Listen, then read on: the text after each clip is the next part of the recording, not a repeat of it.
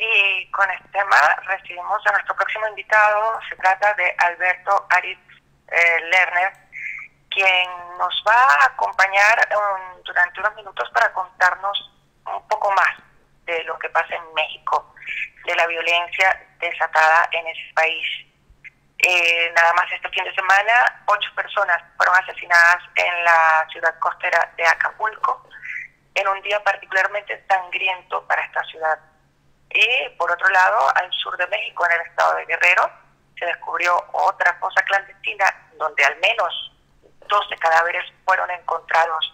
Bienvenido, Aritz, buenas tardes. Hola, ¿qué tal? Buenas tardes, un saludo a todos. Aritz, cuéntanos, ¿qué sabes de estas informaciones terribles que nos siguen llegando desde México, desde tu país?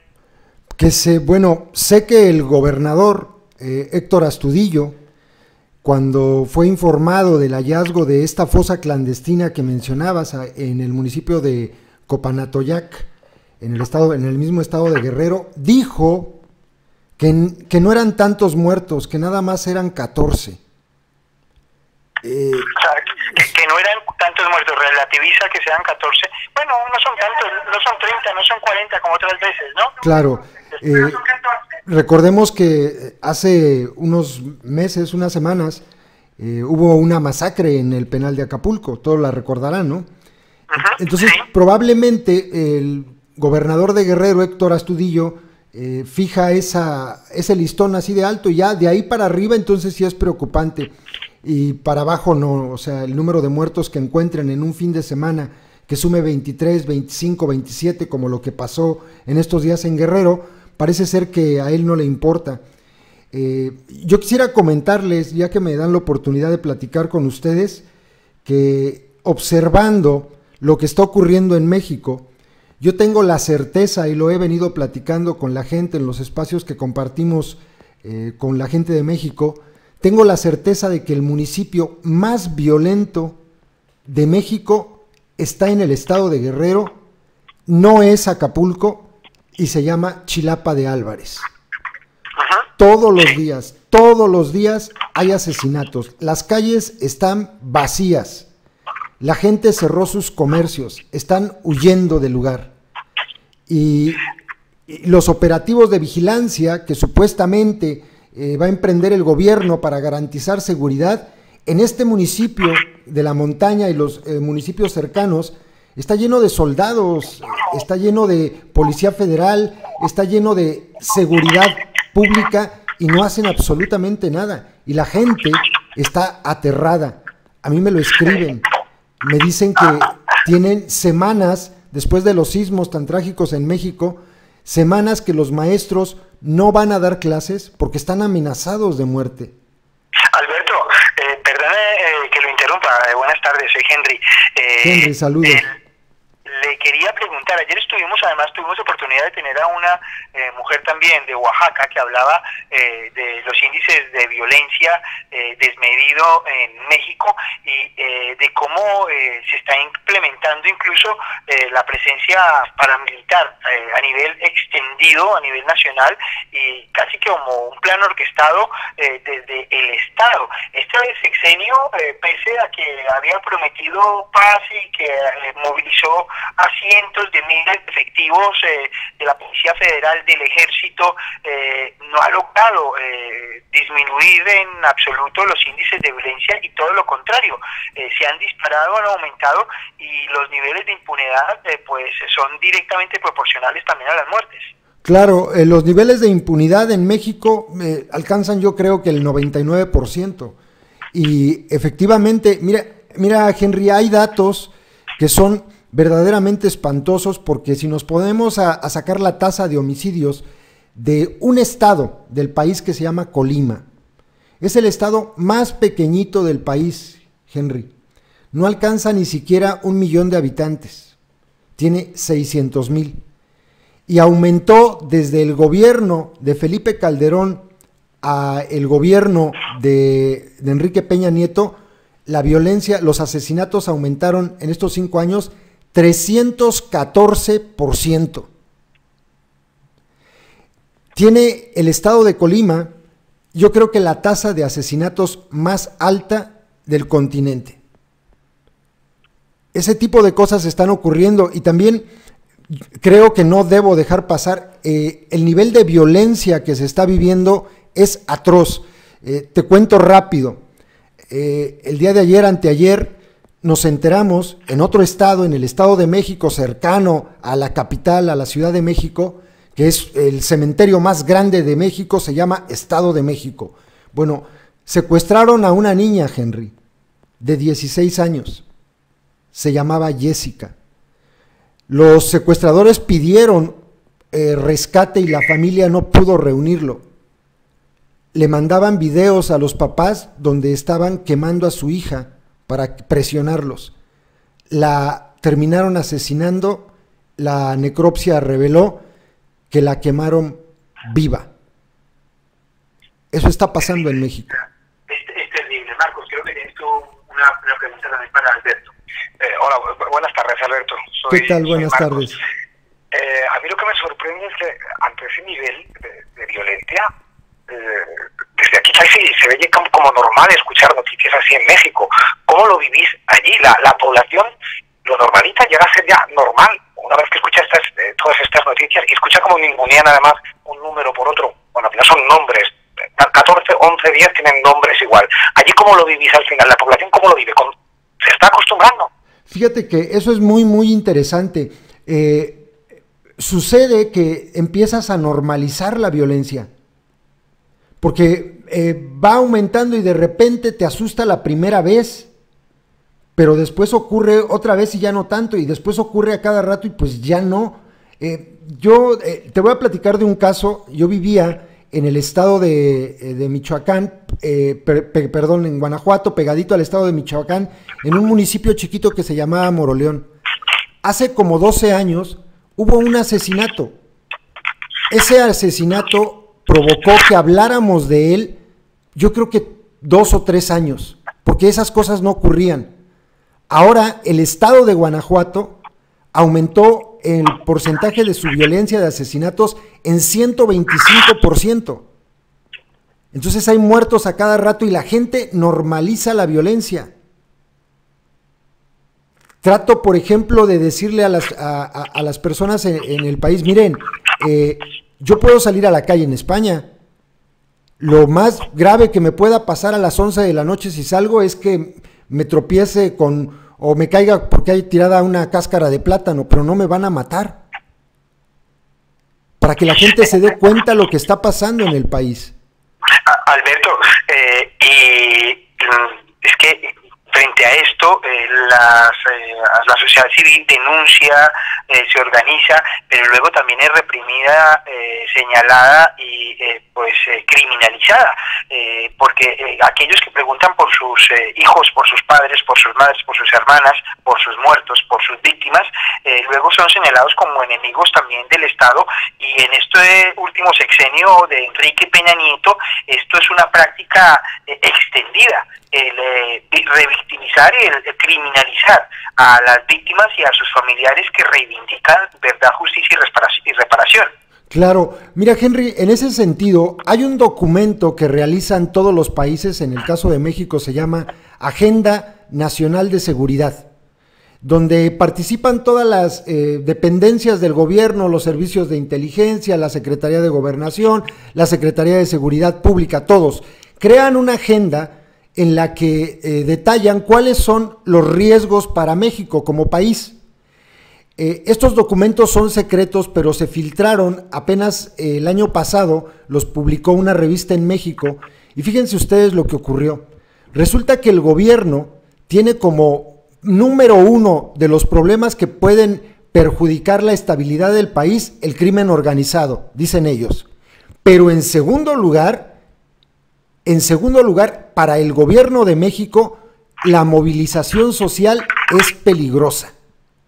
Y así lo detallan, La sociedad civil organizada puede provocar desestabilización, dicen ellos, en el país. Es una criminalización brutal, ¿no?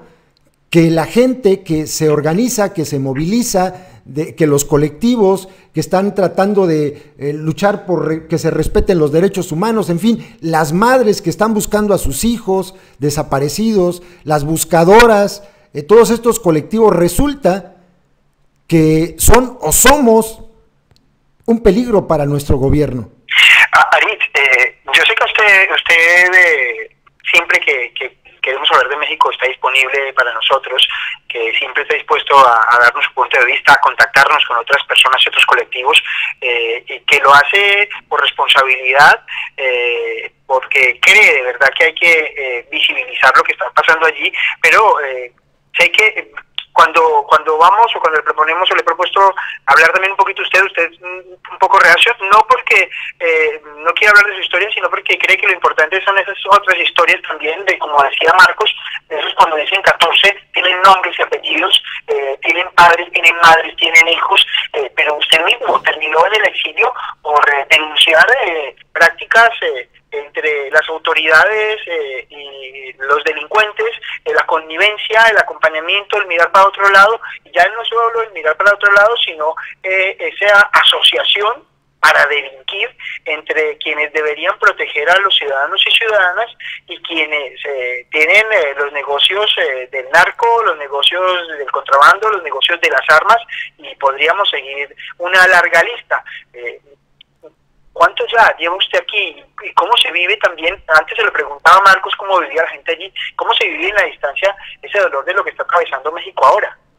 Pues con mucho miedo, porque es muy alarmante. A ver, yo estoy acá seguro, eso es muy importante.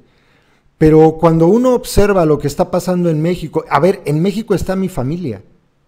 Entonces, cuando de repente yo abro las noticias y me encuentro que en Michoacán, en Morelia, en la capital del estado, asesinan cuando menos a 2 personas todos los días, la verdad es que es terrible vivirlo a la distancia, porque la familia está allá, porque te preocupa, y también entiendo que se ayuda más, en mi caso personal, tratando de hacer visible lo que ocurre en el país desde fuera, porque esto que te estoy diciendo, que les estoy contando a ustedes, si yo lo dijera en mi estado ya estaría muerto.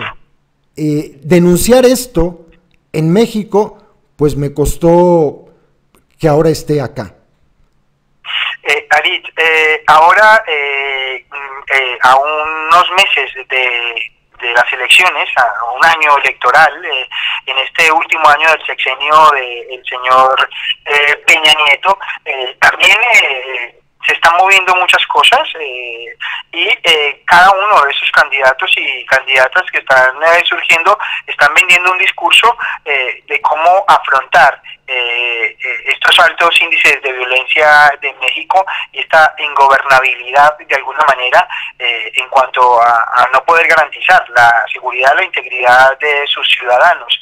¿Hay algunas de esas propuestas que de verdad suenen a sinceras o adecuadas, o cada una está hecha en cálculos electorales? Y lo digo además desde todas lo pregunto sobre todas las candidaturas de todos los signos políticos, porque aquí en México es muy difícil separar y ver que alguien se escape, porque incluso gente que podría ir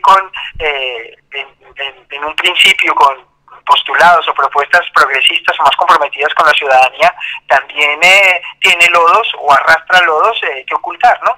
Claro, sí se mueve ahorita todo, es año electoral, de hecho ya empezó y termina en julio cuando sea la elección federal. Bueno, en realidad lo que está ocurriendo por parte de los candidatos es que están hablando de la economía, del trabajo, de la educación, pero el tema de seguridad pública, que es el asunto más grave de México, no lo tocan. No hay un plan.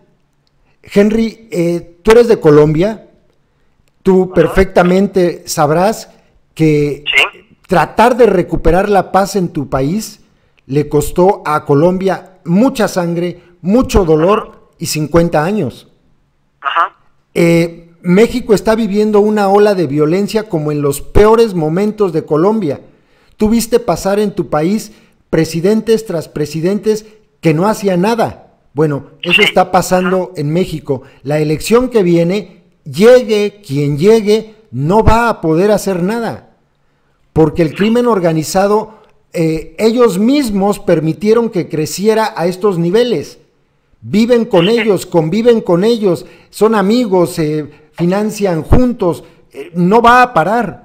O sea, puede sonar muy pesimista, pero así es, ¿no? Arit, hemos hablado en otras ocasiones y hemos hecho referencia pues yo a una película que es que desde el humor negro, desde el canallismo, ilustra ese México de ahora, y es esa película Infierno, pero hay otras producciones que también hablan sobre este tema, porque muchas veces toca ver en la ficción pues el mejor reflejo de la realidad. Esas ficciones que no son nada ficcionadas, es decir, que viéndolas en los canales, en las series, se puede palpar de verdad cómo se ha corrompido a los más altos niveles y ha habido presidentes puestos por los narcos. ¿Esto sería muy arriesgado de decirlo, o estamos faltando a la verdad, o nos van a demandar por calumniadores? No, no estás faltando a la verdad. Yo puedo citar, por ejemplo, la investigación de Anabel Hernández, que afirma que Felipe Calderón hacía reuniones con el crimen organizado para ponerse de acuerdo.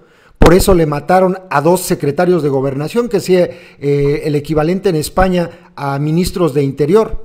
Durante uno de ellos de origen español, en un accidente de avioneta o de helicóptero. De avión, Juan Camilo Muriño.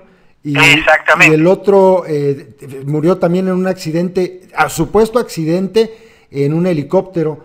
Y bueno, no es faltar a la verdad. Por ejemplo, en el caso de Enrique Peña Nieto, aquí en España se detuvo a una persona que era el coordinador durante la campaña de 2012, era el coordinador de la campaña de los diputados federales, ligado al cártel de Sinaloa. Aquí lo detuvieron, Henry, en España.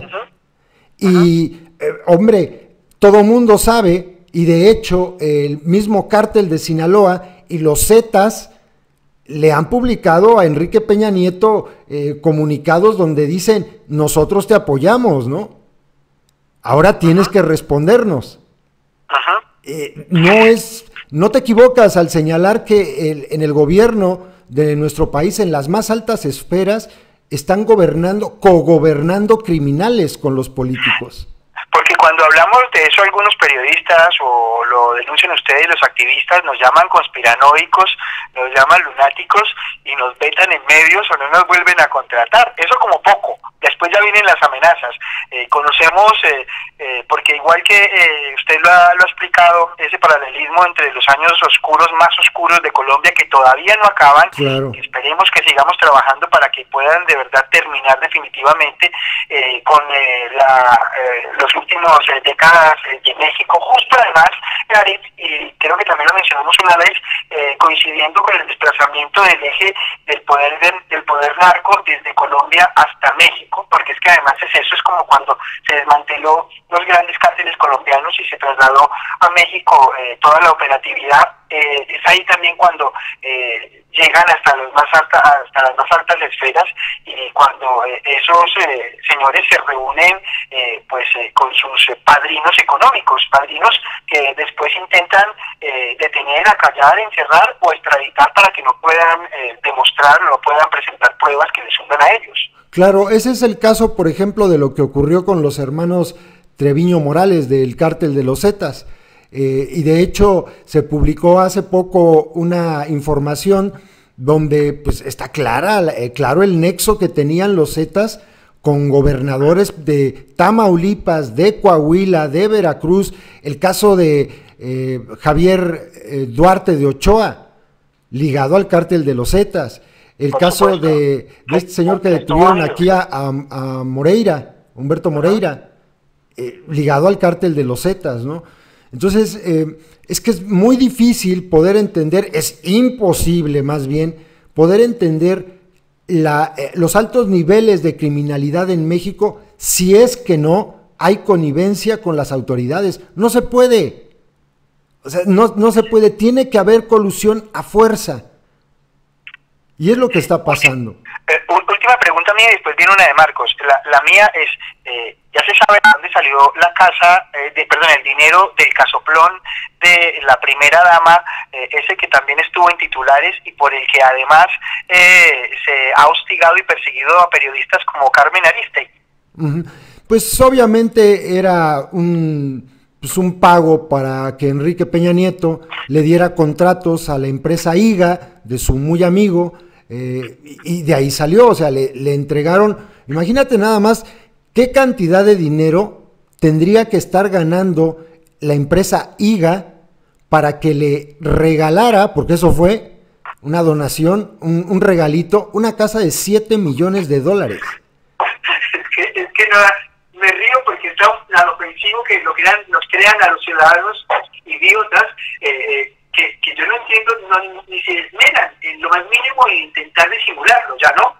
No, claro, o sea, y de hecho, cuando se descubrió todo esto, cuando Carmen Aristegui publicó la información de la Casa Blanca, la primera dama, Angélica Rivera, salió a regañarnos en televisión, en un video, a decirnos que ella había trabajado toda su vida como actriz en Televisa y que tenía para poder pagar esa casa y más. A punta de telenovela Culebrón y Lagrimón se iba a pagar esa casa de 7 millones de dólares y pensaba que le íbamos a creer. Claro, y respondieron otras actrices que en sus tiempos eran igual de importantes para Televisa que Angélica, la esposa del presidente, ¿no? Del presidente de Peña Nieto. Y dijeron, no, a ver, yo tenía las mismas condiciones que esta señora y Televisa no te da para pagar eso. O sea, ni soñando, ¿no? No se puede. Está bien que ganen mucho, pero una casa de $7 millones, pues era una barbaridad.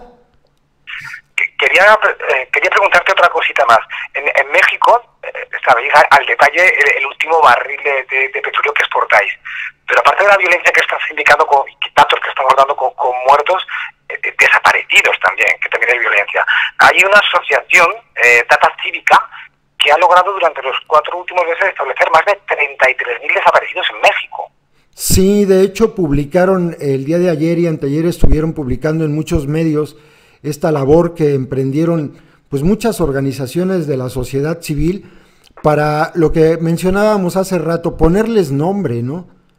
O sea, no son números, son los 32,000 o 33,000 desaparecidos en un país en 10 años, pero no son números, son personas.